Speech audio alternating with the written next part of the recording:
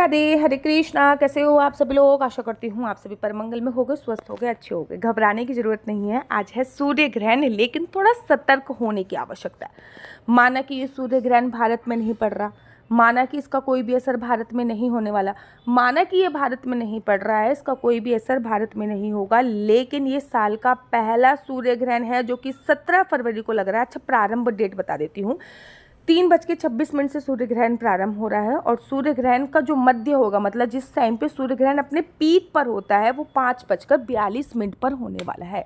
5:42 पे सूर्य ग्रहण अपने पीक पर होगा और शाम को 7:57 पे मोटा मोटा 8 बजे सूर्य ग्रहण खत्म हो जाएगा। ये मान लीजिए आप 3:30 बजे से प्रारंभ है, 8 बजे सूर्य ग्रहण जो है वो खत्म है। ये भारत में नहीं पड़ रहा, भारत में कोई भी इसका नियम लागू नहीं हो रहा, जैसे कि सूतक वगैरह, ये सब कुछ नहीं होने वाला।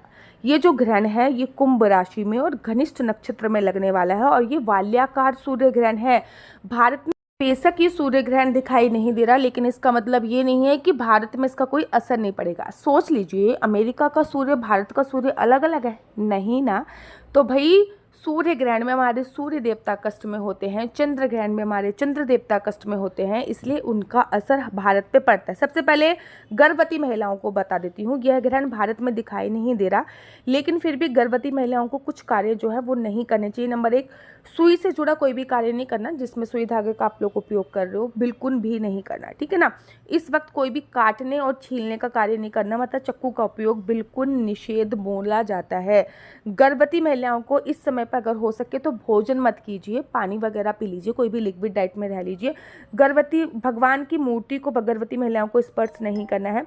ग्रहण काल के दौरान तो बच्चों आपको सोना भी नहीं चाहिए, नोट स्लीप। ग्रहण काल के दौरान सोना नहीं है। गर्भवती महिलाओं को अपने पेट पे गेरू लगा के रखना है। और आपको मैं विशेष तौर पे बता दूं कि गर्भवती जितनी भी महिलाएं हैं, तुलसी माला जरूर धारण करो, क्योंकि गर्भवती महिलाओं पे नेगेटिविटी बहुत जल्दी हावी हो जाती है, इसलिए तुलसी माला तो जरूर और जरूर धारण करो। ग्रहण काल में जितना हो उतना मंत्रों का ध्यान अवश्य करना चाहिए, जिससे मंत्र ना सिद्ध हो जाते हैं। ये हम सबके लिए भी है कि ग्रहण काल में जितना आप लोग मंत्रों का जाप करेंगे, आपके मंत्र उतने ही सिद्ध होते चले जाएंगे। इस बात का आप लोगों को विशेष तौर पे ध्यान रखना होता है, क्योंकि ग्रहण काल में ना वृंदावन धाम में पता क्या होता है, ग्रहण काल में जहाँ से मैं भागवत सीख रही थी ना, ग्रहण काल के दौरान हमारे गुरुजी ले जाते थे यमुना जी पे, और यमुना जी के बीच में हमको लोगों को खड़ा कर देते थे, मतलब हम लोगों की छाती तक पानी आता था, और मंत्र माला हाथ में देकर बस जाप करो जाप करो जाप करो जाप करो ऐसा बोलते थे, जिससे मंत्र की सिद्धि हो जाती है।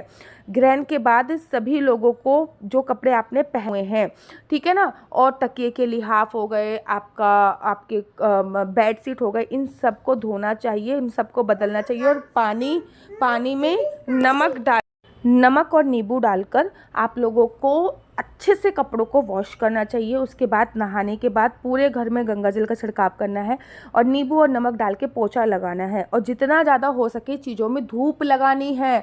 नेक्स्ट डे याद रखो, सूर्य ग्रहण में हमेशा लाल रंग की चीज़ों का दान किया जाता है और चंद्र ग्रहण में सफ़ेद रंग की चीज़ों का दान किया जाता है।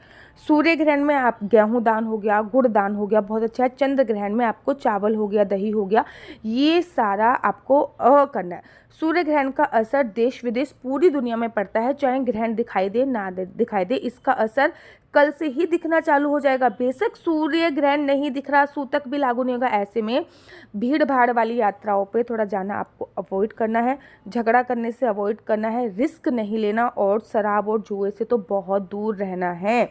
इसका सूतक मान्य नहीं है, पर प्रभाव तो होगा। ऐसे में ग्रहण वाले दिन आप सभी शाम के समय एक ना हनुमान चालीसा, जब ग्रहण खत्म हो जाए 8 बजे के बाद, बहुत तेज के हनुमान चालीसा स्पीकर पे चलाइए, जिससे आपको बहुत लाभ पड़ने वाला है। इस दिन आप वाहन चलाने से पहले धोएं और फिर वाहन की सवारी करें तो बहुत अच्छा होगा, नकारात्मक ऊर्जा निकल जाएगी। हर चीज़ पे नकारात्मक ऊर्जा बढ़ती है। तो जैसे कि सूर्य ग्रहण आपका 17 तारीख का है, 18 तारीख को पानी में नींबू डालकर आप अपना प्लीज़ जो भी व्हीकल आप यूज़ करते हो वो व्हीकल आपको ज़रूर और ज़रूर धोना है। सूर्य ग्रहण के समय टीवी नहीं खरीदनी, फ्रिज नहीं खरीदनी, शॉपिंग नहीं करनी, शॉपिंग से भी बचना चाहिए, और बच्चों, बहुत इंपॉर्टेंट बात, कंसीव के लिए बिल्कुल भी नहीं सोचना। ग्रहण काल में अगर कोई भी बच्चा कंसीव, शास्त्र में आया है, साक्षात राक्षस बनता है, ठीक है ना। राक्षस आजकल के टाइम पे कौन है, जो रेप कर रहे हैं, जैसे कि अभी जो फाइल रिलीज हुई है, ठीक है ना, मैं क्या ही बोलूँ। ग्रहण काल के बाद आपको अगले दिन पूरे घर की 8 बजे ग्रहण खत्म हो जाएगा, तो अगले दिन मतलब 18 तारीख को पूरे घर में नींबू डाल के पोछा लगाइएगा, कपड़ों की धुलाई कीजिएगा, पूरे घर में नींबू वाला पानी आपको छिड़कना ही छिड़कना है। ग्रहण काल के बाद क्या करना है, ग्रहण काल के दिन अगले दिन सभी लोग पानी में नींबू पिलाकर स्नान करेंगे, नींबू वाला पोछा लगाएंगे, घर पे नींबू वाले जल का छिड़काव करेंगे, कपूर की धूनी अवश्य और अवश्य देंगे। क्या आप जानते हैं ग्रहण काल के बाद छत पर भी पानी से धुलाई करनी चाहिए, क्योंकि घर फिर भी कवर रहता है लेकिन छत और बालकनी जो होती है वो आपकी खुली रहती है, तो छत पर और बालकनी पर पानी में नींबू डाल के धुलाई अवश्य कर दीजिए। ग्रहण के अगले दिन मतलब 18 तारीख को घर पे धूनी अवश्य कीजिए, गाय का उपला ले लीजिए, थोड़ी सी लौंग रख दीजिए, थोड़ी सी कपूर रख लीजिए, लोभान भी रख सकते हैं, और आप घर पे धूनी अवश्य दीजिए, ठीक है ना। ग्रहण काल 8 बजे खत्म हो जाएगा। 8 बजे अपने यूट्यूब पर हनुमान चालीसा का पाठ चढ़ाइए, पूरा परिवार पढ़ना है। ग्रहण वाले दिन कोशिश कीजिए कि रात का आटा ना बच पाए, आज जितनी भी रोटी बनानी है बना लीजिए, आटा नहीं बचना चाहिए, उतना ही बनाए जितना आप खा सके। अगले दिन ये आटा अगर बच रहा है तो इसको फेंकना ही पड़ेगा, कुछ भी खाने योग्य नहीं रहने वाला। ग्रहण वाले दिन किसी को भी पैसा ना दें, किसी के भी घर का भोजन ना करें, और इनफैक्ट ऐसा भी बोला जाता है कि अगर हम ग्रहण काल के दौरान पशु पक्षियों को भोजन कराते हैं तो उसका कई गुना ज़्यादा लाभ हमको मिलता है। ग्रहण काल के दिन शाम को 5 मिनट के लिए तेज घंटी बजाएं, शंख बजाएं, बहुत ही अच्छा बोलेगा। ग्रहण के अगले दिन सभी प्रकार के कपड़े आपको धोने हैं, और साथ ही के साथ जो कपड़े आपने पहन रखे हैं वो सब नींबू डाल के धोने हैं, जैसे कि बेडशीट वगैरह, तकिए के लिहाफ जो आपने पहन रखे हैं, वो किचन के वो ये सब, ये सारी चीज़ें आपको करनी है। याद रखो, ग्रहण में किसी भी प्रकार की कोई लापरवाही नहीं होनी चाहिए, चाहे ये बाल्याकार ग्रहण है, भारत में नहीं लग रहा, लेकिन इसका असर आप पर जरूर और ज़रूर होगा, इसलिए ये सभी कार्य आपको अवश्य करने हैं। और 15 दिन के अंदर दूसरा ग्रहण भी पड़ने वाला है, तो उसमें भी आपको ये सभी कार्य अवश्य करने हैं। ग्रहण 3:30 बजे से शुरू होगा, 8 बजे के आसपास खत्म होने वाला है। भारत में ये दिखाई नहीं देगा, लेकिन सूतक काल माने, लेकिन ज्योतिष के अनुसार यह का जो ग्रहण है ना, ये कुंभ राशि, सूर्य कुंभ राशि के साथ साथ राहु की युक्ति भी होगी, जो कि 64 साल बाद ऐसा हो रहा है, मतलब 1962 में ऐसा हुआ था।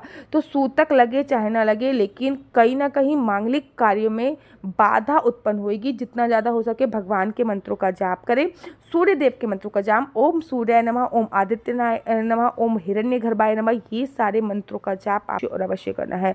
और आज अमावस्या भी है, तो अपने पितरों का जो भी कार्य आपको करना है वो 3 बजे से पहले कर लीजिए। जो भी कार्य आपको करना है वो 3 बजे से पहले निपटा लीजिएगा, मतलब 3:30 बजे तो ग्रहण काल प्रारंभ हो जाएगा। ग्रहण काल में केवल और केवल मंत्रों का जाप करना है, ग्रहण काल में कुछ नहीं करना, केवल और केवल मंत्रों का जाप करना है।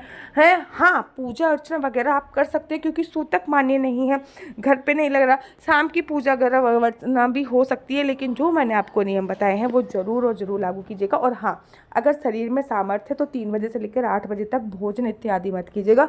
अगर शरीर में सामर्थ्य नहीं है तो भैया मैं कुछ नहीं कह सकती, लेकिन अगर शरीर में सामर्थ्य है, हमारे सूर्य देवता कष्ट में है और हम भोजन कर रहे हैं, समझ रहे हो ना आप ये वाली बात, सूर्य देवता हमारे कष्ट में, हम भोजन कर रहे हैं, भैया कैसे हम वो भोजन कर सकते हैं। तो इन बातों का ज़रूर और ज़रूर फ़ायदा उठाइएगा। मेरा नंबर आपको नीचे स्क्रीन पर दिख रहा होगा, मेरा नंबर है 4 बार 9 20 25 65। आई रिपीट अगेन, 4 बार 9 20 25 65। आपका बच्चा जॉब करेगा या बिजनेस करेगा, बिजनेस करेगा तो किस फील्ड में बिजनेस करेगा, जॉब करेगा तो किस सेक्टर में जॉब करेगा, आपके बच्चे की शादी कब होगी, कहाँ होगी, लव मैरिज होगी, अरेंज मैरिज होगी, बिजनेस चलते चलते रुक गया है, बच्चों को किस चीज़ में करियर बनाना चाहिए, अगर कंफ्यूज हो तो ज्योतिष के माध्यम से ये सारी जानकारी आप ले सकते हो। याद रखो, कुंडली देखना बिल्कुल भी फ्री नहीं है, कुंडली देखने के थोड़े से चार्जेस हैं, और इस नंबर पर मुझसे किसी भी प्रकार से कोई भी क्वेश्चन आंसर पूछने के लिए बच्चों फ़ोन मत कीजिएगा, क्योंकि ये नंबर मात्र और मात्र मैंने कुंडली दिखाने के लिए दिया हुआ है।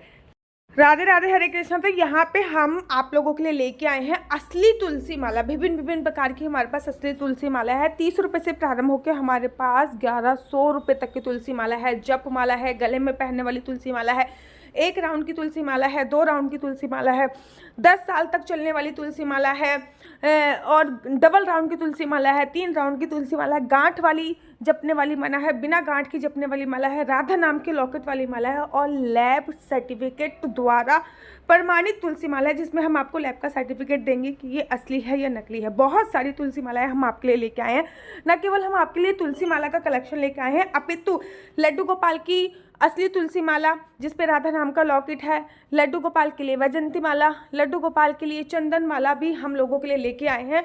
और लड्डू गोपाल की तीनों माला का सेट है, तुलसी माला, चंदन माला और वैजंती माला का सेट भी लेके आए हैं। साथ ही के साथ हम आपके लिए रुद्राक्ष के असली ब्रेसलेट, पानी में डालने वाला रुद्राक्ष, एक मुखी रुद्राक्ष से लेकर 14 मुखी रुद्राक्ष तक हमारे पास सारे लैब टेस्टेड रुद्राक्ष अवेलेबल हैं।